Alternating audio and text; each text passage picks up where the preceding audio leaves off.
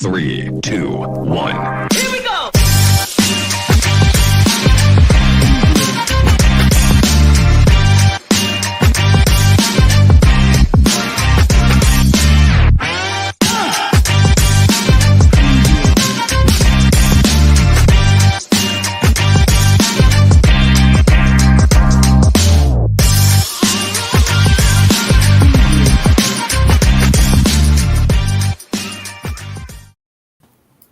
Oh, yeah.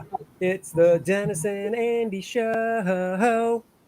Welcome to the Dennis and Andy Show. It is Monday, and we are here to talk a little Suicide Squad. Man, I am blurry. It's all blurry. I can see it because, as people know, on my morning show, I will see how I look on my phone, and I don't know what it is with my internet connection. Dennis is nice and clear, crystal clear.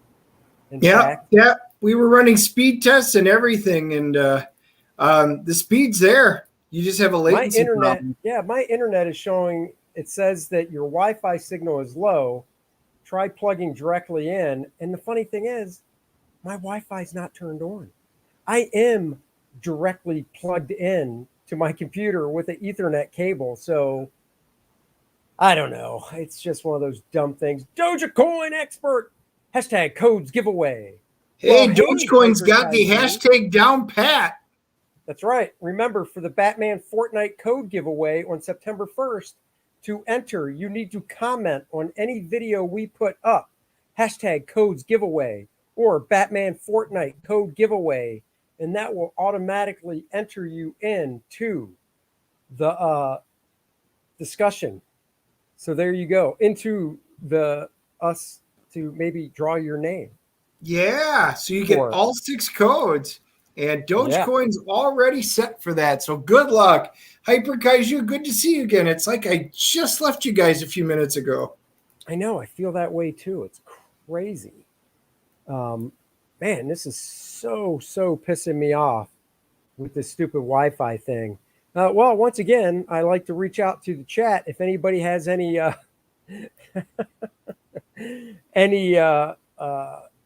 tech advice on why I'm getting a low Wi-Fi signal when my Wi-Fi is not even turned on. I would gladly accept it. Yeah, Andy was running a 178 download. His upload was over 11, and his ping, so his latency was at 9. Those are all good enough numbers for this. And my router is literally directly plugged into my computer. Yeah, he's not on Wi-Fi. He's running it direct from his neck. I'm not even on Wi-Fi. I'm directly plugged in. And in fact, this isn't even the internet for the house. I have my own internet just in my office that I use. We have a different company and everything. It's not even the same company. The house is AT&T, and up in my office, I use Spectrum. So I don't get it at all. Tech works when you need it, except, Daniel knows. Is he accidentally downloading something? No, nothing's downloading right now. There's nothing. I'm not doing anything else from the computer. I don't even have any other tabs open on the internet right now. I'm literally just running one thing. I'm not running any other programs. It's just so aggravating because I know how handsome you guys think I am, and you like to see the prettiness of this in all its glory, not just the fuzz that they would put on somebody like Barbara Walters to make her look pretty when she was very wrinkly and haggard. Actually, they should do this on The View to make Joy Behar look a lot better. Well, she doesn't even look good in general. I think to make Joy Behar look better, you might just have to put frosted glass over her face. Well, you know what this reminds me of? Back in the 60s when Star Trek was first being filmed, whenever Captain Kirk had the romantic scene, they always white lighted everything and softened up the screen so that you couldn't see any of the wrinkles and showed a caring moment. Maybe that's what you're trying to do, Andy, showing everybody that you care. I look like a Street Fighter II Turbo character. Yeah, but we can still hear her. That's true. They should just dub her voice and put a pretty model over her face. But then I would hate the pretty model because Joy Behar just has dumb shit coming out of that pie hole of hers. And I actually wouldn't want it on somebody else's face because I would hate the person's face, whoever it is. Oh, look. Well, you guys know can what? see my other We'll put it camera. on Rosie O'Donnell's face Yeah, she's a hoe bag as well. because that's They're a all horsey piece. how that goddamn show is still in the air. I just don't understand. I really don't understand it. That's not what we're here to talk about. We're here to talk about Suicide Squad. I know Dennis uploaded a graphic that just shows them. So I'm going to look for that real fast so I can at least share a pretty picture of Margot Robbie as, the oh so nice Harley Quinn. Yeah, so hopefully you guys have seen the movie. We're not going to do a whole lot of spoilers in this. Even though, it's been out. You had your choice of seeing it either at the theater or, once again, in the comfort of your own home, thanks to HBO Max. Did you, now when did you watch it? Saturday night or what night did you watch it? Oh, yeah, it was Saturday night because Sunday night when we got home, it was Don't Breathe. Oh, nice. So there she is in all her glory. Oh my, she's just so hot and she's so captivating on screen. She really does play just a great Harley Quinn in the movie. And she's just gorgeous. This is actually not a photograph, by the way. One of the things that DC did was, you've seen a lot of the superhero movies now where they've kind of gone back and they've tried to unfeminize what a lot of the female characters are on, dressing them from head to toe, stuff like that. And you know what? James Gunn decided, we do kind of want some of the men to go out there and see that. You've got one of the most stunning people in Hollywood. So they actually flaunted some of her sexualization, and her scenes were great. She looked fantastic, and she's got this great bubbly personality. It's all good. Here, of course, is the lineup of characters. I will say, I thought and for those that don't see it, we'll talk in code. I thought the swerve they did in the beginning of the movie on the beach was great. I didn't see that coming. Yes. Trailers. It was so X-Force. Yes, from the trailers of the movie, you're like, oh yeah, man, the dude from Walking Dead, what's his face, who plays the guy with the really long white hair? I can't remember his character's name. And then Nathan Fillion and all these other characters, you're like, holy crap. Oh, you're talking Michael Rooker. Yeah, Michael Rooker. Because my wife's right away was like, whoa. He's a Marvel character. What's Yondu doing in there? I'm like, whoa, he went both ways. So Michael Rooker played Savant. And they had a really cool little story in the beginning for him. He was actually, he was a good character for when he was on screen. Yeah, he was. And then they totally, tell me, I don't think anybody seeing this movie would have predicted that beach scene. Yeah. And what happened. So you guys leave a comment if you've seen it already or not, so that we kind of know what our audience is here. Say yes, you've seen it, just yes or no, so that we know. But then for any replays, we still don't want to get too spoilery. I know, but we can at least say a little bit of it. Yeah. Character-wise, Harley's great because we've seen Margot Robbie play it. This is her third time or fourth time. We've seen what's his face? What's the actor's name that played the leader in the yellow shirt there? I can't remember his name. Colonel Rick Flag. Colonel Rick Flag, but I can't remember the actor's name. But we've seen him in this character one time before. That's Joel Kinnaman. Yeah, Joel Kinnaman. I like him as an actor a lot. I thought he was good. we already got to see them do some character development with him from Suicide Squad, the first movie. Well, if we So go it's from fun to left to see. right, we can just kind of go because John Cena right. plays Peacemaker. So for John those of you Cena- that have some of the old Peacemaker comics, Yeah, they're going up. I like They John are. Cena. I like some of his dialogue. I liked his overall personality that he gave the character, but there was no depth, I thought, to the character. no, You didn't learn anything about him. You learned No. what he stands for and why he's called Peacemaker, but to me, there was no depth at all to the character. Now, I know that they just wrapped the filming on the HBO show Peacemaker that he's going to be in. So obviously, I'm going to have to say that I would assume they're going to explore more of his origin somehow in that movie or TV show. But I thought he was good. He had some nice one-liners. This was a typical James Gunn movie. A lot of one-liners and stuff. I don't think Idris Elba's character, who I actually like better than Cena, he had more backstory, but he still didn't have a lot either. So saying that he had more backstory isn't exactly a ringing endorsement. who were you saying that about? Idris Elba, Yeah. Bloodsport. So Bloodsport, again, they're almost the same character, which they poked fun of in the did. movie, which was good. Yeah. And again, you're going to get James Gunn humor in this. So if you like Guardians of the Galaxy, there's some of that in here.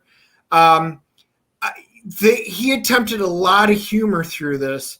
Sometimes I thought it landed really well and it was very well done.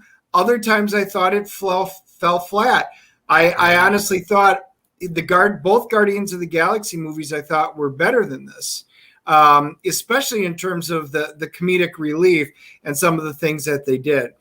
But Idris Elba, he and Harley, they were kind of the stars of the show in my mind.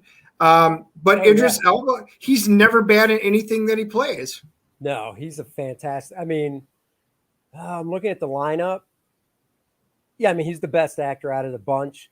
And that's not slighting Rooker or Joel Kinnaman. But I think he is. Out of everything he's done the most range of roles, I think. I would actually put Rooker second and then Kinnaman third in it. Sylvester Stallone is King Shark. I hear his first appearance is going up from Superboy number 9. Yeah, and again, very much like Vin Diesel, I am Groot. Not a lot of dialogue, but what there was, it was cute and fun. He did have more. He was hilarious just for the little amount he had. Come on, guy. What about this, Dennis? What about now? Come on, that was good. Dude, he was awesome. And he was just so badass and tough, Yes. He was fantastic, for being able to steal the show with the limited amount of lines he had. Bird. The CG was good. They filled it up there. You almost felt for this giant man-eating shark. You did feel for him. You totally did. You're like, oh, he's just so big and dumb.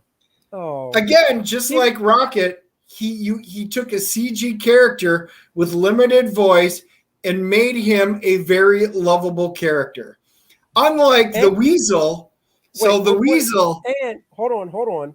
And he was kind of like the first version in the first Avengers movie. He was like the Hulk. Because without giving anything away, you'll know what I'm talking about with what he survived. Yes. The things he survived in this movie, you would have to say he might not be as strong as the Hulk, but he is definitely as invulnerable as the Hulk. It was impressive. They did him up very well. I thought he was, again, for a limited character, they did a good job with him. Yeah. So and then we'll just tie that in with the Weasel, who was actually cool. He was played by Sean Gunn, which is also from Guardians of the Galaxy, but that's his little brother. I think it's his little brother. And absolutely wacky, crazy looking. I mean, you almost feel bad at the beginning of the movie, but it's just, again, now that is a character that you just couldn't help but hate and be revolted by just because of his appearance. Because I guess he was pretty much, if you guys remember Bloom County, the old comic strip, Oh, he yeah. was pretty much designed after Bill the Cat. Right. Which is fantastic because I loved Bloom County back in the day. And yes, he is so whacked out like Bill the Cat. What an absolutely interesting character. I thought for what he was in the movie, he added something to it. I thought Ratcatcher had the most background and character development out of everyone. Which shocked me, but yes. And I don't know if you noticed, Waititi there, whatever his name is, played her dad. Did you catch that? Yes. Yeah. Taki, how do you pronounce his name? Taika Waititi. Taiki. No, it's not Taika. Taika Waititi? Oh my God. Forget it. You know who we're talking about. He directed Thor, the third Thor movie, which I'm blanking on. Anyhow, he was her dad, but Ratcatcher I thought was great. I thought she was fantastic. Yes. And she did have the most character development. You found out the most about her with her backstory. She had more of a range of emotions throughout the movie. I mean, I thought Peacekeeper was just one note throughout the movie. I think the character was developed that way. I guess. I mean, Idris Elba had a little more depth than just one note. Ratcatcher, I mean, you got to experience it with him being in jail and his daughter, why he was in there, how he tried to raise her, what he wanted. Yeah. You at least understood it. Right. Peacemaker was basically, I work for the government. I believe in American values, and I'm going to make sure it's liberty at all costs, which is, it is. He's a very two-dimensional character, but for that limited type of character, he played it very well. Yeah. There it is. Taika Waititi. Taika. It's Ty. Taika Waititi. Taika Waititi. There you go. There it is. Director of Thor Ragnarok. Yeah, he played Ratcatcher's dad, so that was pretty cool. The Polka Dot guy. What was his actual name? Because it's not Polka Dot. It's Polka Dot Man. It is Polka Dot Man. Yeah. Yes. So Polka Dot Man. Every time they showed him his face, where those things were bulging under his skin and glowing, I felt ill. I was like, I don't know why. That's worse than like tumors because they're glowing and you're just like, oh, God. But once he used his power and what those things could do to a person, holy shit. I was like, good Lord. So it is one of the most useless characters in comic books. In theory, I mean, it reminds me of that X-Men guy, Gold Balls, shoots out gold balls. I don't know, though, man. Literally shoots out polka dots. However, they made it very meaningful for the movie that he was in. They made him not just with a stupid power with no relevance. They actually gave it meaning and a reason behind it. So he turned out to be a good character. Right. Well, and I was going to say, his power set is pretty badass. Like I said, when you see what it does to the individual, I wouldn't want to be hit with those things. They literally dissolve stuff. I know. They made it cool. And they even were, it's not a secret. Starro was the big bad, which as soon as I found that out, I started laughing because I remember Starro when he came into the comics. And I was like, really? This is going to be a thing in comics? Well, this is kind of a fun and interesting thing. Boom, Starro. What do you mean this is going to be a thing in comics? He was in the first freaking Justice League. That's who they fought. I know. You think of that. And it's him. And I was like, I thought it was at the time, even when I was young, I was like, this is dumb. This is dumb. But I'm like, if they can fight this, they can fight anything. And for them to meld an old appearance of that into what they did with them, it was actually really good. It was. And he was gross looking too. So he was rather gross too. Actually, I want to try something now. I see my stupid Wi-Fi signal is gone. So how do I look, Dennis? About as good as normal. So that's a good thing. But it's clear. Yeah, you're clear. You know what? The Wi-Fi thing, the little stupid Wi-Fi thing saying I had low Wi-Fi is now gone. So now, instead of trying to pull Wi-Fi, which has been turned off for this whole stream, it's going, oh, you're directly plugged in. I don't get it. Anyhow, story-wise, it was I thought it lagged in some moments. Yeah, it was a weak story. This was definitely a popcorn movie.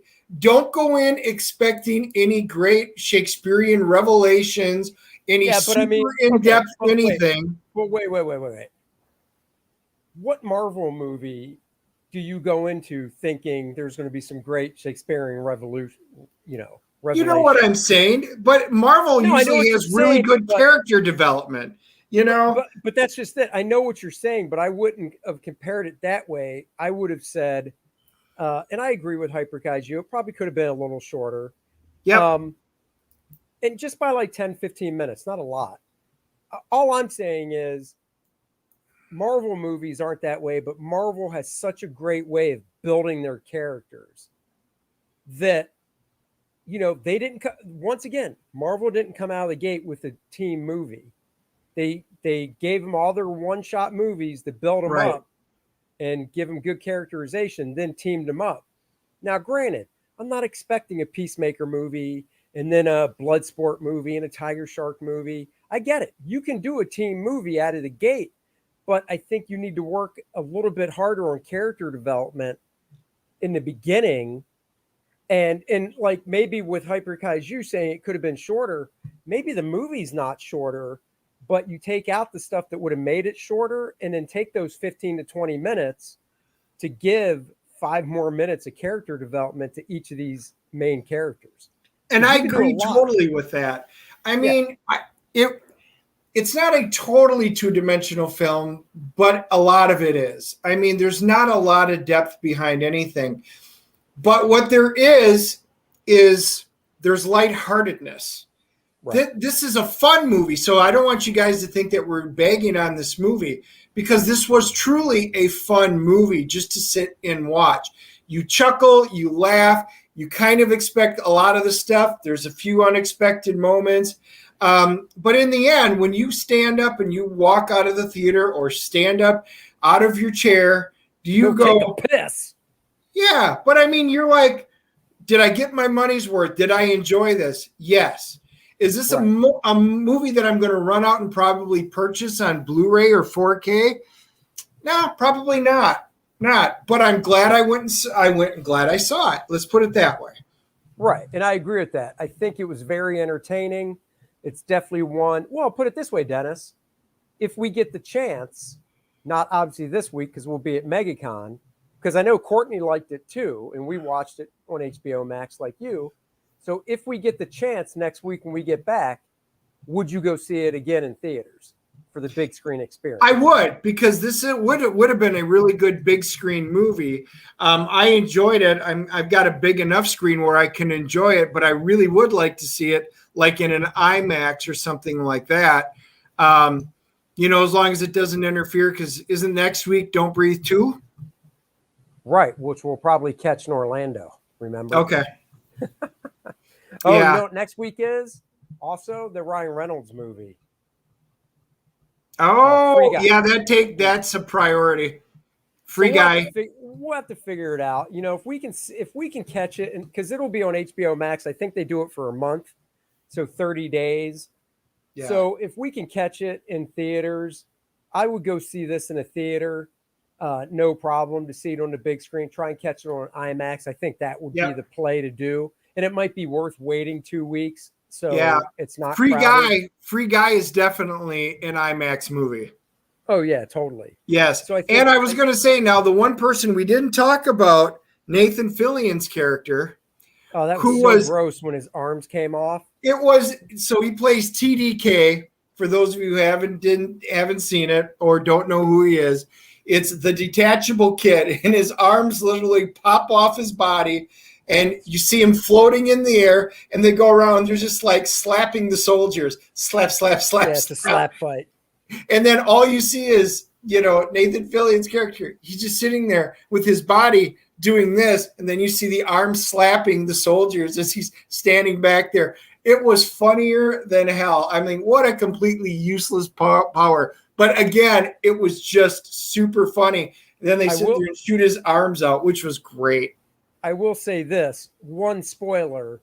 That kid from Saturday Night Live, Pete, oh my God, I'm blanking on his last name. Davidson? Pete Davidson. I will say this. He gets his face literally blown off. And I couldn't have been more happier. Because I'm not a big Pete Davidson fan. I don't find him that funny. And when he got his face blown off, I was like, yes. He plays Blackguard, and it was when he did it was like, that's cool. Because honestly, I'll be honest, I don't watch many movies where I see an actor that I don't like, and I think to myself,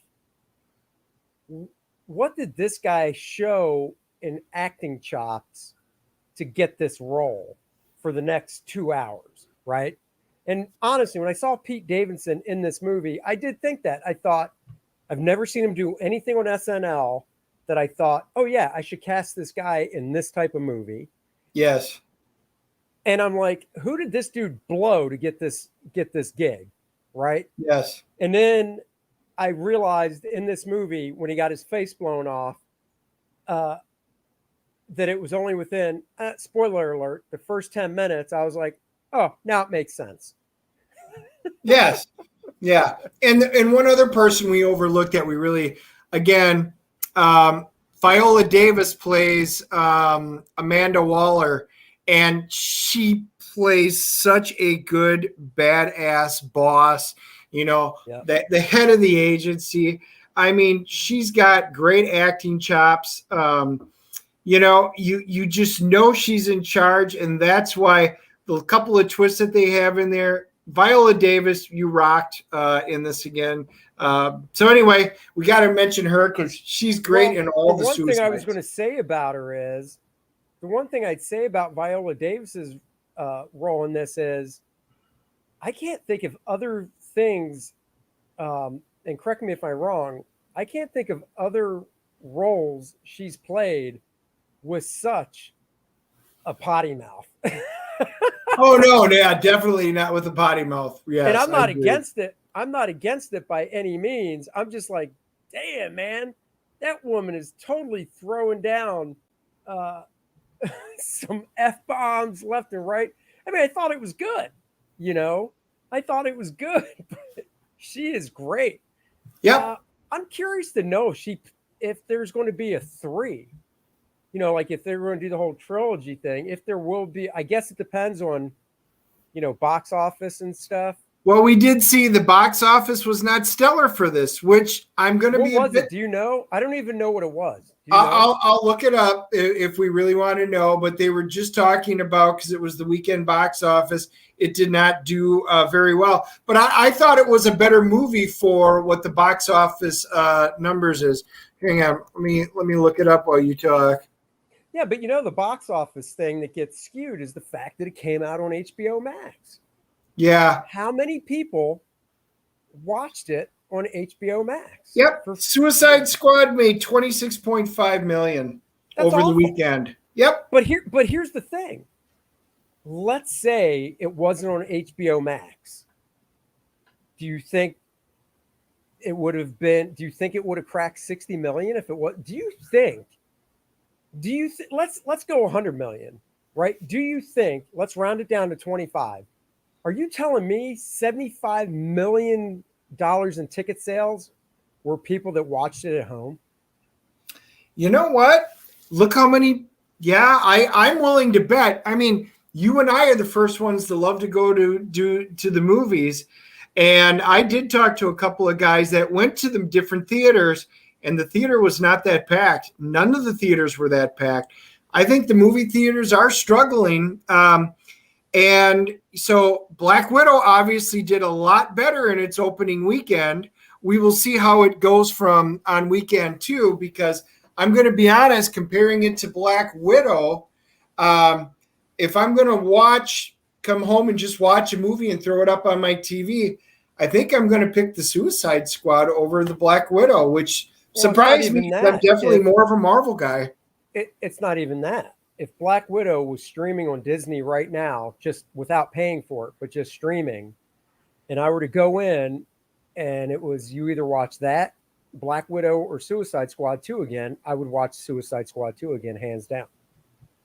Yeah, I'm just going to pull up Black Widow right now is 1.162 billion. Yeah. So it did break the billion.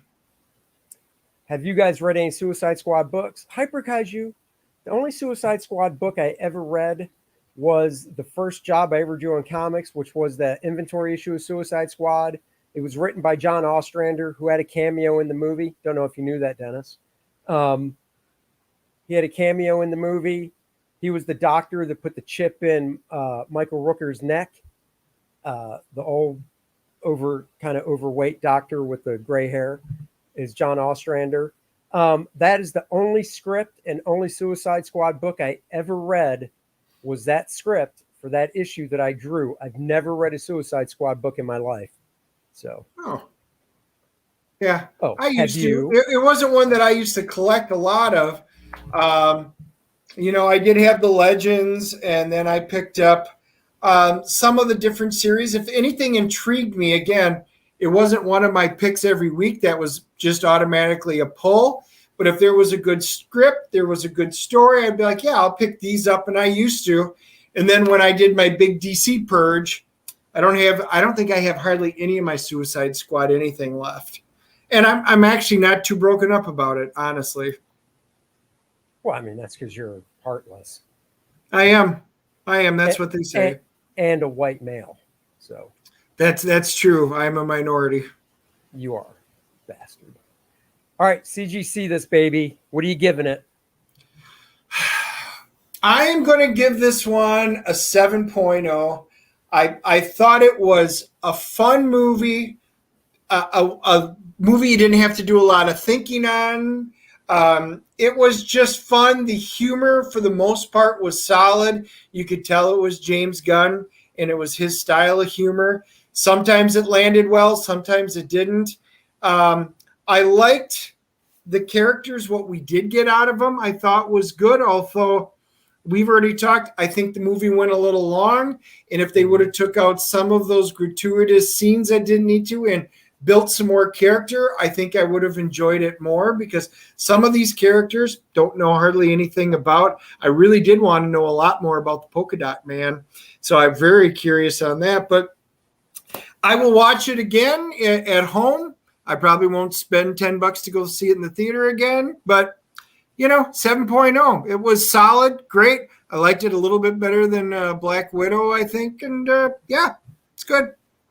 Cool. I will give it a 7.5.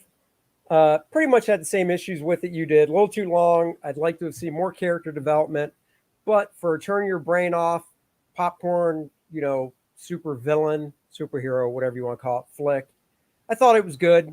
I do give him big credit for not making Starro, because I got to admit, I thought Starro, sticking to the colors that Starro is and just going with Starro, that's a pretty ballsy move. And I think it worked. A giant, it's basically they went up against a giant monster, and I thought they made it work. They did call it a kaiju.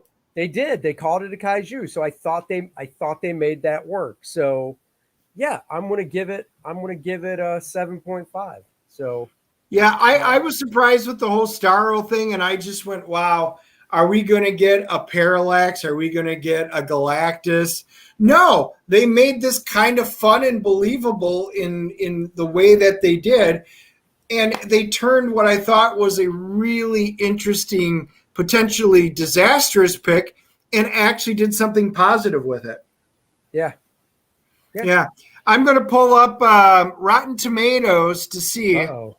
And this is going to be a shocker. You guys ready? Hold on to your seats. I'm holding. The critics loved it.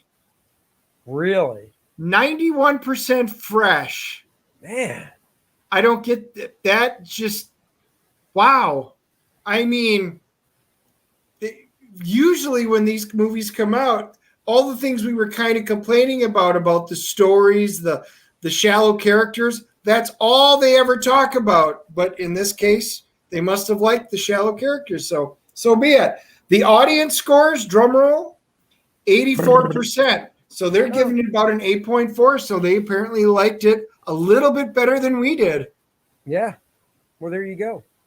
Guys, we're heading down to MegaCon this week. We'll be leaving on Wednesday. Who knows? Early. Maybe we'll do a stream while we're driving. I'll be driving, so Dennis can just hold up that phone, and maybe we'll do a little drop-in while we're driving on Wednesday, and then hopefully streaming some from the show on Thursday, Friday, and Saturday, and we'll see how it goes. I can honestly say I don't know if we'll be back on next Monday because I'm pretty sure we'll both be whipped-ass tired. Yeah, so it's we'll a have long to see. drive. But we'll be back. We will definitely be streaming at some point this week. We'll just be popping on. So make sure you subscribe and hit the notification bell so you know when we come on. And until MegaCon, Yeah. we'll catch you guys on the flip side. Live long.